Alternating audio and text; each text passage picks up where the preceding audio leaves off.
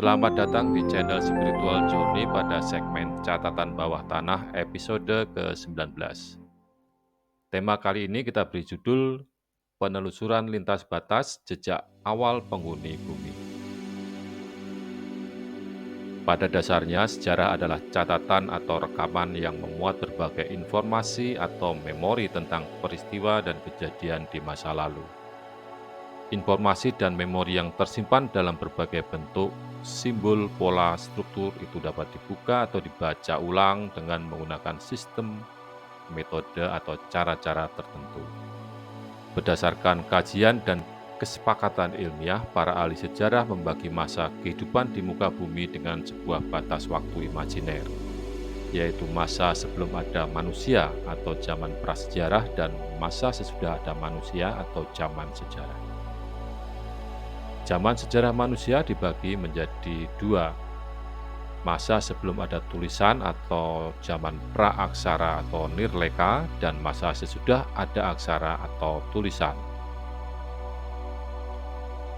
Masa nirleka dimulai sejak manusia muncul di muka bumi pada zaman kuarter atau sekitar 2,58 juta tahun yang lalu hingga muncul tulisan sekitar 3000 sebelum Masehi.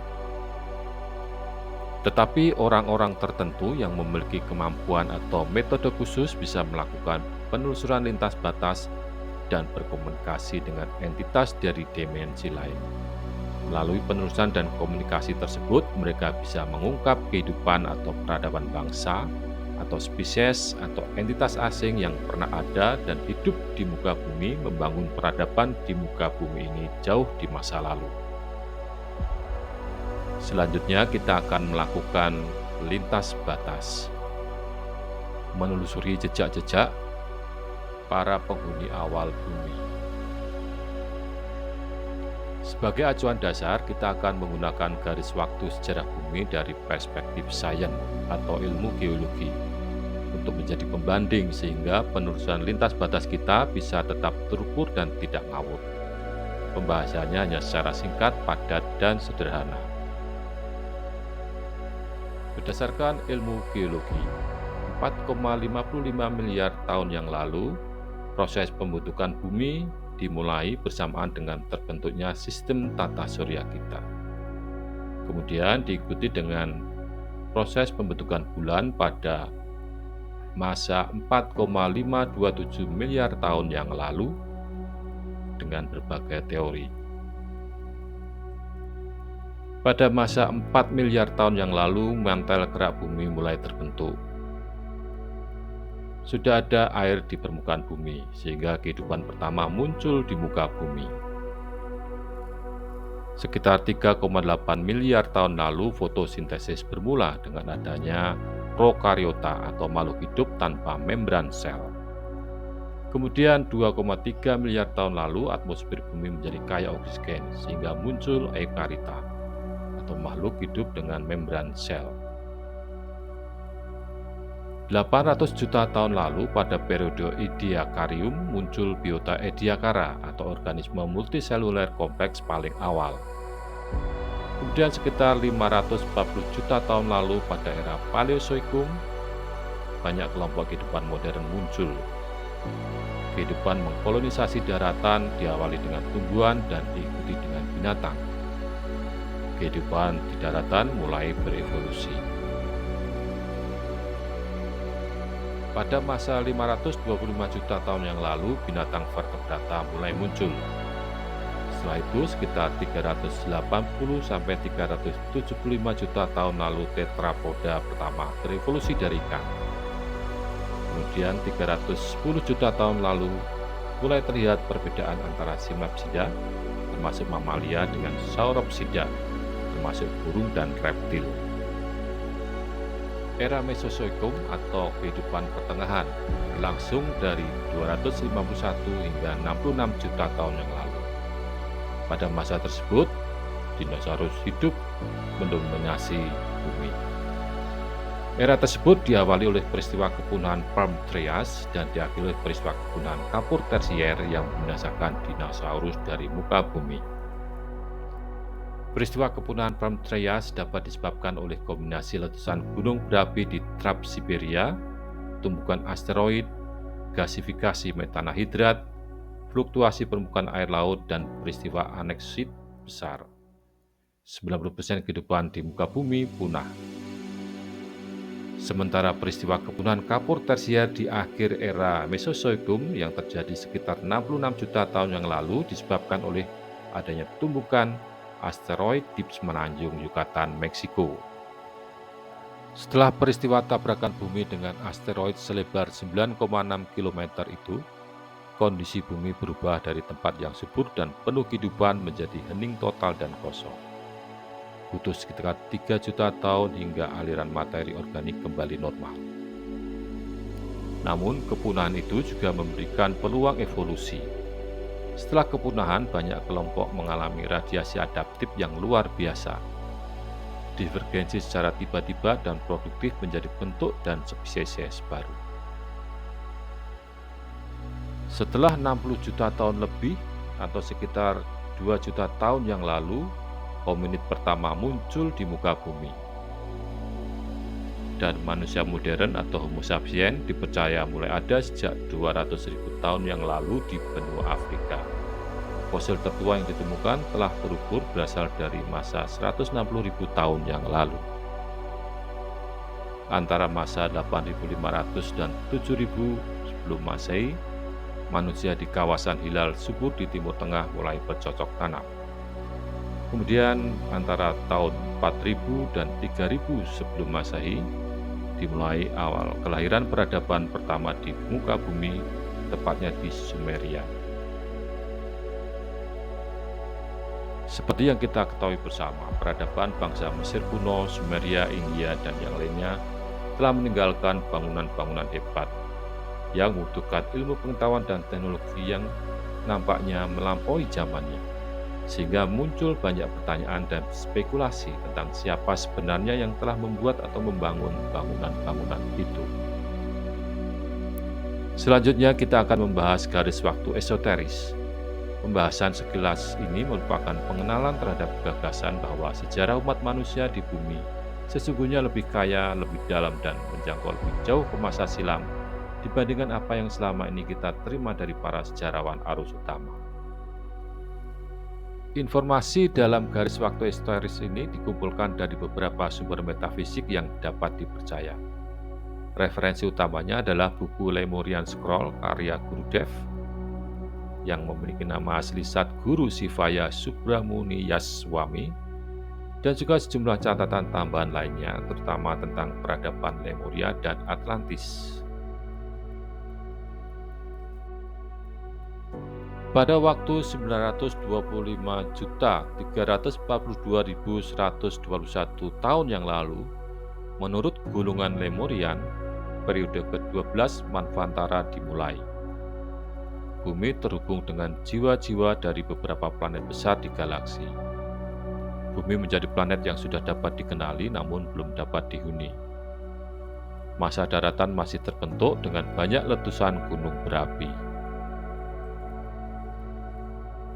Pada waktu 616.994.121 tahun yang lalu, siklus ke-13 Manvantara dimulai.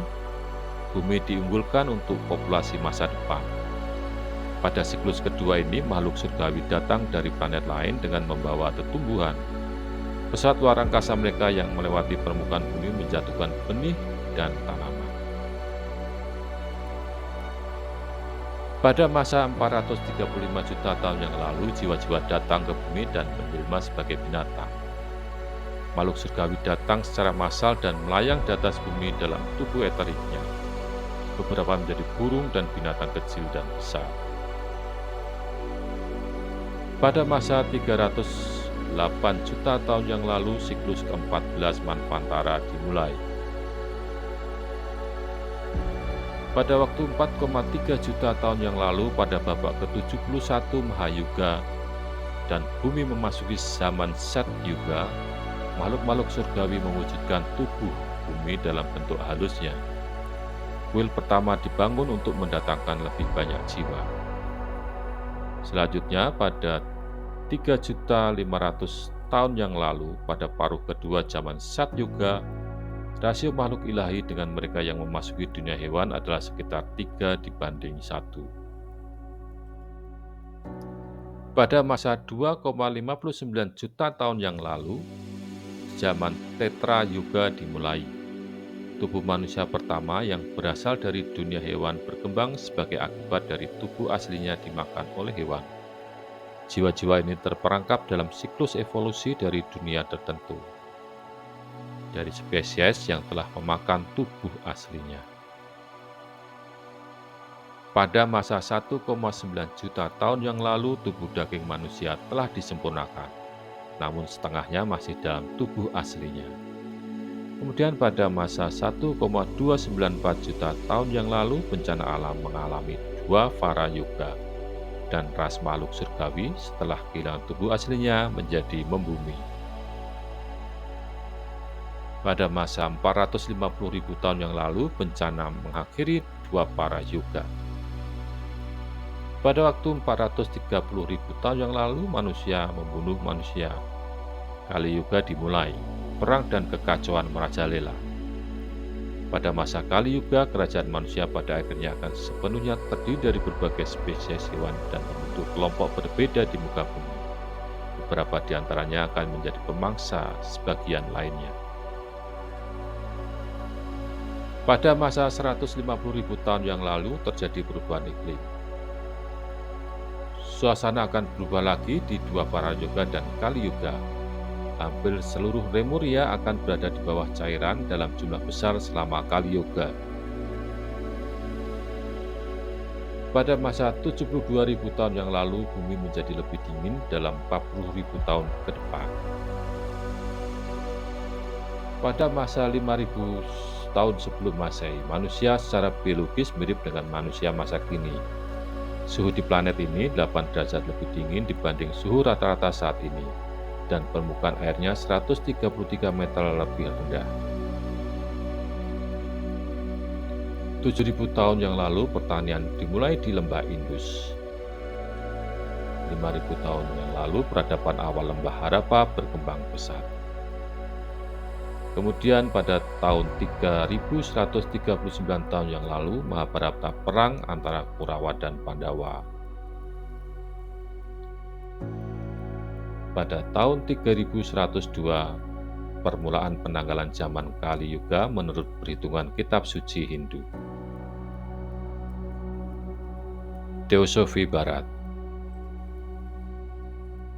Menurut teori teosofi Hindu, peradaban bangsa Lemurian dimulai sekitar 34 juta tahun yang lalu di tengah masa yang disebut sebagai masa Eosen. Namun beberapa penulis barat menyebutkan bahwa peradaban Lemuria muncul pada masa 75.000 tahun yang lalu hingga 12.500 tahun yang lalu. Pada masa itu merupakan awal dari apa yang kemudian menjadi peradaban Lemuria di daerah kering di sekitar Hawaii saat ini. Peradaban bangsa Lemuria sangat maju, mereka menggunakan telepati dalam berkomunikasi. Menurut para teosof barat, bangsa Lemurian adalah orang-orang dengan sifat feminim dan sangat selaras dengan spiritual. Mereka telah berada di wilayah tersebut selama sekitar ribuan tahun, namun dalam keadaan yang sangat halus. Menurut beberapa teosof barat, peradaban Atlantis muncul sekitar waktu 4,5 juta tahun yang lalu. Nama historis Atlantis adalah Usa. Namun ada teori lain yang menyatakan bahwa peradaban Atlantis baru muncul pada masa 50.000 hingga 11.000 tahun yang lalu. Mereka menempati wilayah Atlantis di tengah Samudra Atlantik saat ini sebagian besar dalam keadaan murni halus. Pada masa 11.000 tahun sebelum Masehi meteor menghantam bumi, peristiwa itu merupakan bagian dari konteks perubahan bumi, terjadi peningkatan suhu dan kenaikan permukaan air. Peristiwa tersebut merupakan asal-muasal mitos Bahtera Nuh. Meski air tidak sepenuhnya memenuhi totalitas permukaan daratan, ini adalah penyesuaian tabir halus antara fisik dan roh. 9.000 tahun sebelum Masehi, kejatuhan Atlantis yang ketiga dan terakhir. tenggelamnya Atlantis ditengarai akibat gempa bumi dan tsunami yang menelan banyak korban. Selanjutnya, 8.000 tahun sebelum Masehi, daratan Lemurian tenggelam menyebabkan banyak orang Lemurian meninggal. Akhir dari peradaban Lemurian, ketinggian air sama seperti saat ini.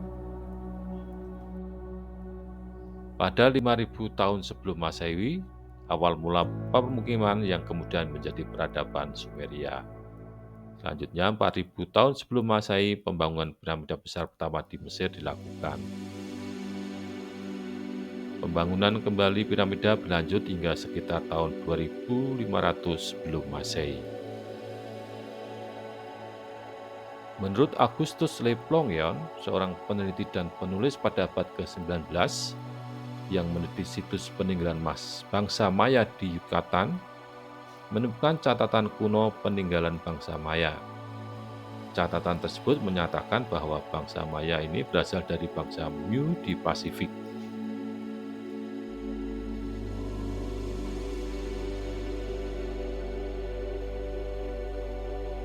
Namun lokasi Lemuria direvisi oleh Philip Latley yang membuat sebuah karya tulis berjudul The Mammal of Madagascar. Menurut bukunya, posisi Lemuria berada di Samudra Hindia karena menemukan spesies lemur yang berada di sekitar kawasan Madagaskar, Afrika, India hingga Nusantara.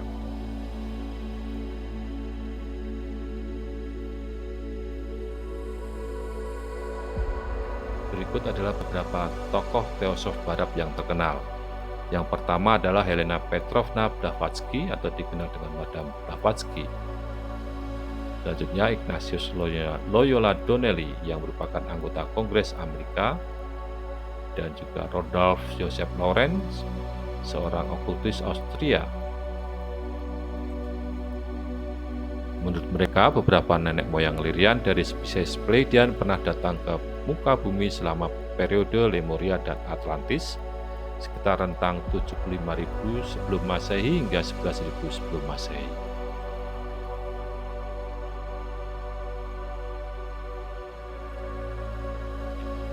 Ada juga entitas nagas yang juga disebut sebagai reptiloid atau repton. Mereka memainkan peran penting dalam legenda India dan Tibet, di mana mereka dianggap oleh beberapa orang sebagai warga yang kejam dari dunia bawah tanah. Mereka digambarkan sebagai makhluk dengan tinggi sekitar 2,1 sampai 2,4 meter dan terdiri dari berbagai warna serta berpenampilan aneh, tetapi paling sering tampak berwarna kehijauan dengan kulit mirip buaya.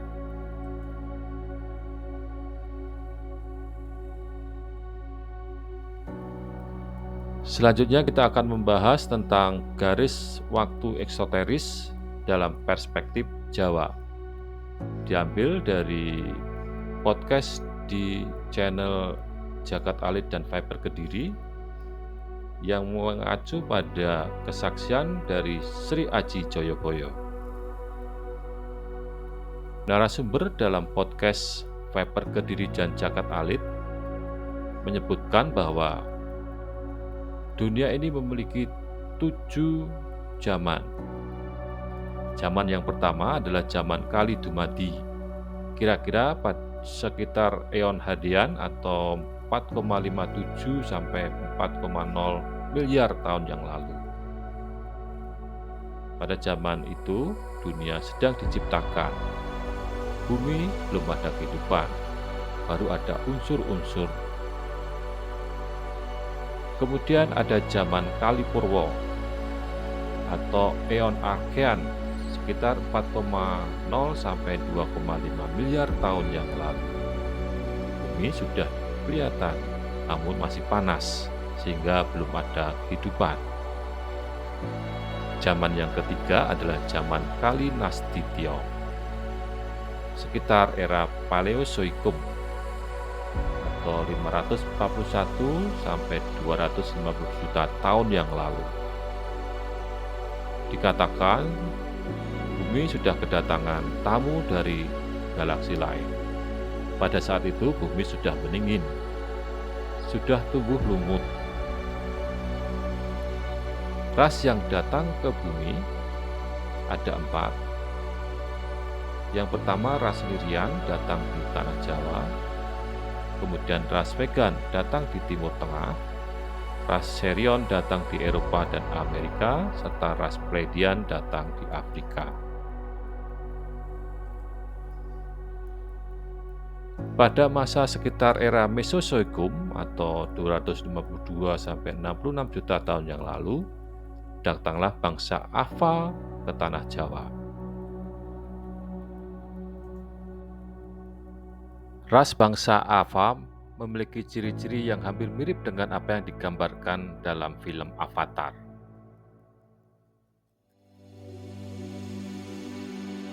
Pada zaman keempat atau zaman Kaliswara, sekitar era Kenozoikum 66 sampai 23 juta tahun yang lalu, muncul bangsa Ara atau bangsa Ninas. Ras inilah yang dikatakan pada channel itu yang akan menurunkan bangsa Mu atau Mur atau Lemurian. Selanjutnya pada masa peradaban Lemurian, sekitar periode Pleistosin 1,8 juta tahun yang lalu, seorang tokoh dari bangsa Lemurian, yaitu Yang Manikwarsi, menyatakan bahwa akan muncul bangsa lain ke tanah Jawa. Apa yang dinyatakan Yang Manikwarsi terjadi? Tanah Jawa kedatangan tamu bangsa Mentira. Menurut narasumber, bangsa ini memiliki kemampuan yang luar biasa. Mereka bisa terlihat, bisa tidak terlihat. Koloninya pun bisa berpindah-pindah tempat atau mengalami dematerialisasi atau teleportasi. Bangsa Mentira inilah yang nanti akan menurunkan bangsa Atlantis.